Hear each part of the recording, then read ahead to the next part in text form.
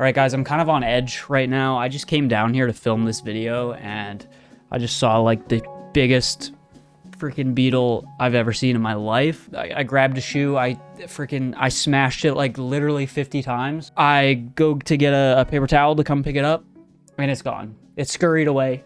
It's gone. It's somewhere in the room right now, and I'm kind of freaking out. So yeah, if I'm a little bit on edge this video, that's why. There's a huge beetle just roaming around. But yeah, beetle aside, today I'm reacting to Definitely Maybe by Oasis. This is such a popular album. I've been meaning to do it for a while. Is Wonderwall on this album? No, it's not. Okay, so like their biggest hit isn't on this album, but I mean, like, some of these songs just have crazy amount of streams. So yeah, make sure to go join the Patreon if you want to see this reaction uncut. Link in the description down below. I'm like looking at my feet. I'm gonna be so on edge this entire video, but hey, maybe that'll make for a better reaction, more insightful analysis, because I'll be on my toes, you know? We're gonna hop into the first track here, which is Rock and Roll Star. I'm gonna kill you. That boy needs. That's not Rock and Roll Star, guys. I'm looking around. I don't see anything. Whoa.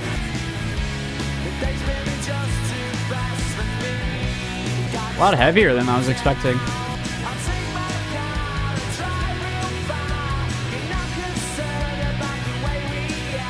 You know, it's definitely got a kind of a grunge Nirvana feel to it, with a bit more of like a poppy, bright feel at the same time.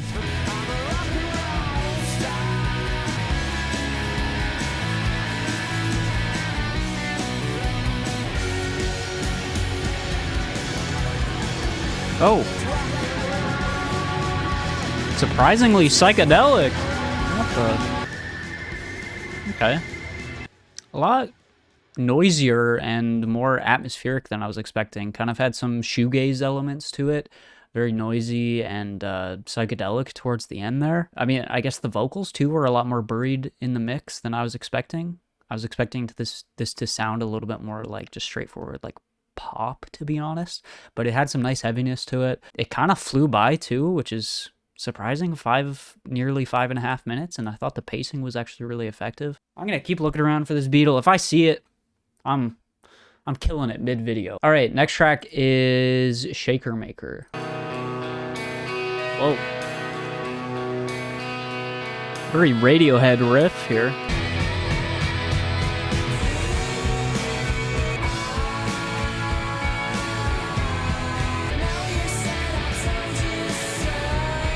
Good melody here. I feel like I'm feeling the length of this one a bit more. There it is. I found it. I found it. It's here, boys. It's here. There it is. It's fucking here. It's time to lock in, boys. Time to lock in. Oh, shit. Oh, shit. It's so big. Oh, God. Don't take that out of context. Oh, God. Okay. Okay. Okay. Holy fuck, man. Holy fucking... Why is this beetle, like, owning me, bro? I don't want to fucking pick this shit up with a paper towel and then have it fucking crawl on my hand. I swear, I'm gonna go get a paper towel. I swear to God, if I come back and this thing's gone again, I'm done. I'm moving out. I swear to God, if it's gone... Oh, it's still there. It's still there. Okay. I think it's officially dead. I'm terrified of bugs, bro. I can't with this crap, bro. The beetle has been exterminated. It's dead. I took the dub. Dave Tur won. Beetle kind of won, actually, too. It kind of outsmarted me the first time. But now I will be just fully... I can just focus on this album now. I don't have to have this thing distracting me. That beetle had, like, infinite health. I don't know what is going on there. Okay, I mean, the beetle distracted me, man. I don't even know what to say about that song. I guess it's just kind of very similar to the first track. Very noisy, kind of gazy, kind of shoegazy. And yeah, I thought the pacing wasn't as strong on that one. I did find myself kind of losing focus a little bit throughout that one. But still, I don't know. Like, overall, I'm just surprised that this is what it sounds like. You know, I wasn't expecting it to be this noisy. So let's keep going. Next track is Live Forever. Oh, That beetle ain't living forever. Got a very nasally vocal delivery.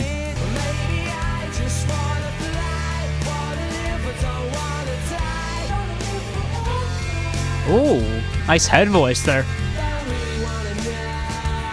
This feels like more of a hit. Oh yeah, it's the one with like 400 million streams.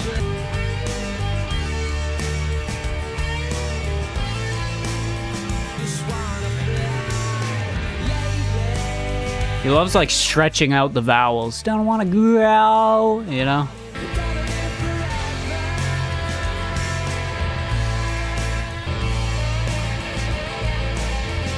Dang, 2 guitar solos? Okay. We're getting 2 for the price of 1. There you go. That was a banger. I mean, it was catchy. Great guitar work. We got 2 guitar solos. It was very noisy again. Kind of gave me some of the Cure vibes at points. And yeah, I just thought it was the strongest melody so far and the strongest vocal performance. So it makes sense why that's the most streamed on this album. I enjoyed it. I'm not having like a super strong emotional connection to any of this yet, but it's mixed well, produced well. So let's keep going. Next track is Up in the Sky. Ooh, little diminished chord.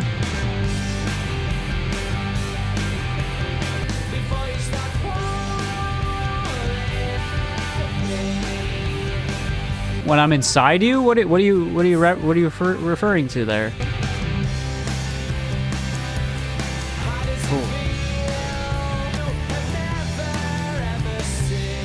Ooh. There's moments where the bass really comes through and it just sounds great.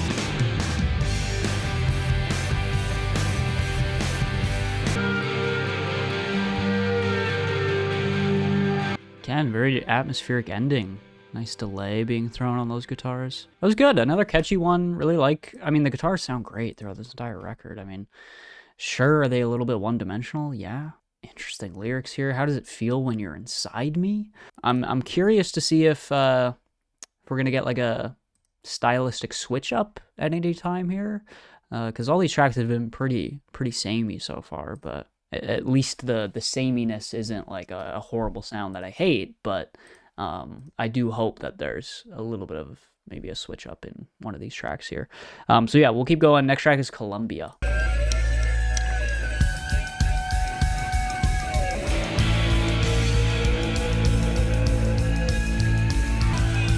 Oh. Wow.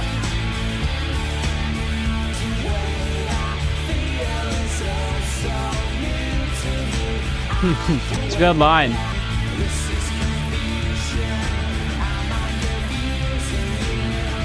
It is confusion. I was just going to say this entire track feels like it's not really knowing who you are.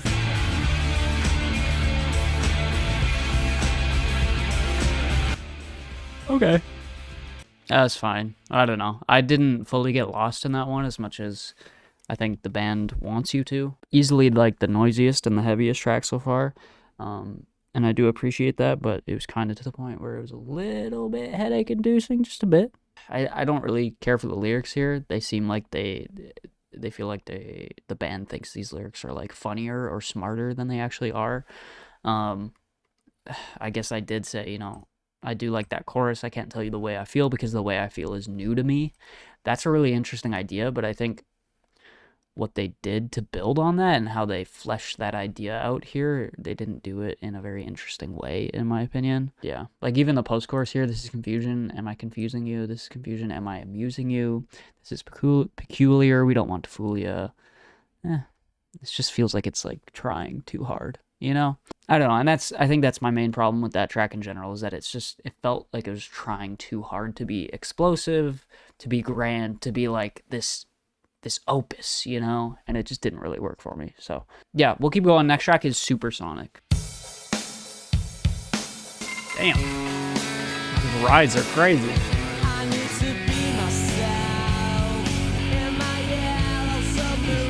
Yellow Submarine reference. Ooh, nice. Love the interplay of the vocals and that main guitar riff here. It's great. Nice background vocals here. That's another really good one. One of the hits probably off this album, right? I feel like they're at their best in this album when they're just, you know, going for catchy hooks, catchy choruses. And that track had like 6 different hooks in it, whether it be in the vocal melody or in the guitar.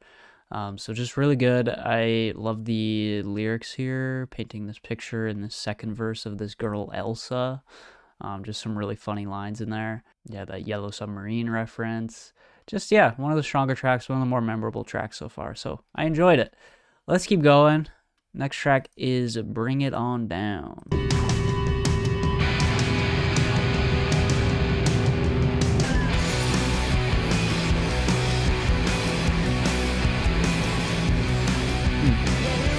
The mix here feels a bit weaker than lots of these other tracks. I don't know why. I love that line. I'll be scraping their lives from the sole of my shoe tonight. It's good. Real kind of punky attitude, both in the sound and the lyrics here. Yeah, they're hitting all the points here. Like, the solo makes sense. It's not, like, super wowing me, though. That's fine. Like I said, it's like, yeah, they're hitting all the points here. Guitar solo, like, technically, it's good.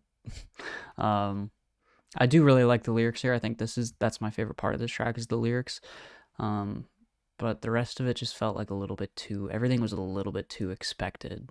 Nothing really like threw a curveball at me or surprised me. We'll keep going. Next track is Cigarettes and Alcohol.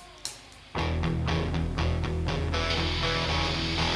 feel like I've heard this riff. Wait, what is this? Oh.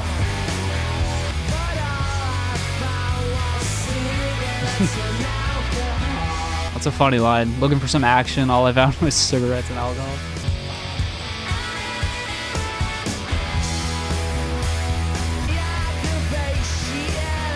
This vocal phrasing is crazy. Aggravation. This is great. I love this one. I love this, like, self-affirming, like, you gotta go and get it, you know? I love that sentiment. You gotta make it happen. Really, like, actually inspirational, not, you know, fake motivational or corny motivational, you know? That's great. We're gonna keep it going. Yeah, I love the lyrics in that one. Love the over-the-top vocal delivery, too. The enunciation. Champion. Digsy's dinner.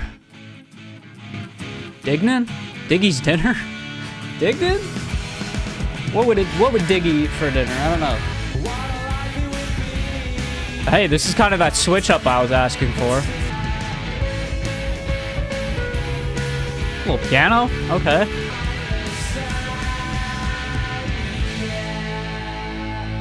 I really liked that. That was a nice change of pace on this album. Something that's a little bit more, like, quirky, I guess you could say. Yeah, I love the lyrics here. It seems kind of nonsensical in a way, but kind of, like, playing into that nonsense and having fun with it. Next track is Slide Away.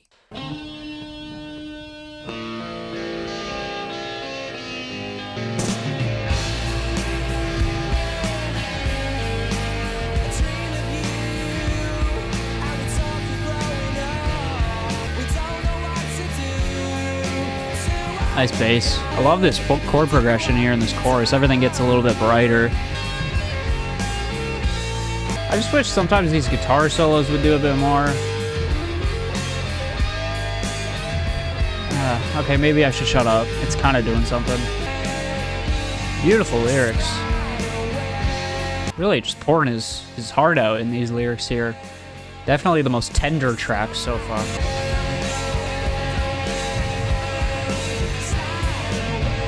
I know I'm, like, supposed to be emotionally connecting to this right now. I'm not quite there. I don't know. It, again, just feels like it's just trying a bit too hard to hammer this home for me. I realize so much of this reaction comes off as negative. There's a good amount of it that is negative. But I am still enjoying this, finding things to enjoy. I just feel like the execution here at times, it's not fully like landing for me, and it just feels like it's trying a bit too hard to smack me over the head with some of these emotions that they're going for here. And yeah, I just wish there was a bit more, I don't know, a bit more confidence in themselves, in that like the songwriting here is actually pretty great, and you know, maybe you don't need to, you know, make as much noise as possible and, you know, drown drown the listener with, you know, reverb and all these phasers and effects and all this, these guitars and all this crap. Like, that can work, but here I feel like the songwriting is good enough to stand on its own, and I feel like it doesn't need that to spoon feed this to the listener here. Yeah, that's my one complaint with this track. Overall, I do really like the lyrics here, and I think, again, I just wish it was a bit more stripped back and a bit more confident in itself. Let's keep going on to the last track here, with which is Married with Children. Ooh, good chord progression. Ooh. That's a very George Harrison guitar right there. I don't know why, but that just speaks George Harrison to me. Goodbye, I'm going home. I feel like I've heard this too. Don't you worry. Goodbye, I'm First track where the vocals are really up front too. I hate the books you read and all your friends, and you're not very bright. Is he talking to himself here? This feels like very critical self-talk. Oh, it's good. Oh, the chords descending underneath that.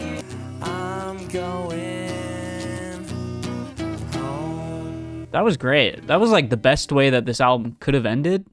Very interesting because it's very different from everything else on this album, but definitely one of my favorite tracks. I really like the lyrics here. Maybe he isn't talking about himself or talking to himself.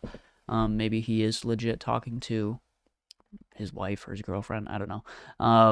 But it just, some of these lines just hit because they're so real and so honest and relatable. And, you know, this relationship feels very real because of that. And it probably is real. But it is definitely a skill to write about it in a way like this, where it like has some good humor to it. It's a little bit like self-aware. So yeah, that was great. Again, very like acoustic and stripped back compared to everything else too. And it was really interesting to hear his voice more dry and upfront in the mix. So that was great. Really good way to end off this album. An album in general that I thought was a little bit bland. Bland might not be the word, but a little bit too tame at times. I just feel like there could be a little bit more risk taking here. But for what it is, like for 90s Brit pop rock, you know, very catchy rock music, it's pretty great. I mean, it's produced fantastically. The guitar tones are great here. A very recognizable voice as well. And the songwriting for the most part is fantastic as well. So yeah, maybe it's not exactly my thing. It's not something I'm going to come back to that often, aside from a couple like hits here. Overall, still enjoyed this. And yeah, I definitely got to get more into this like 90s Britpop era. Like I've heard a couple like Blur records. Maybe I'll react to a Blur record though. Let me know your thoughts down below. Leave a like, subscribe, and I'll see you guys in the next video. Peace out. Rest in peace. Rest in peace, by the way, to that Beatle. RIP.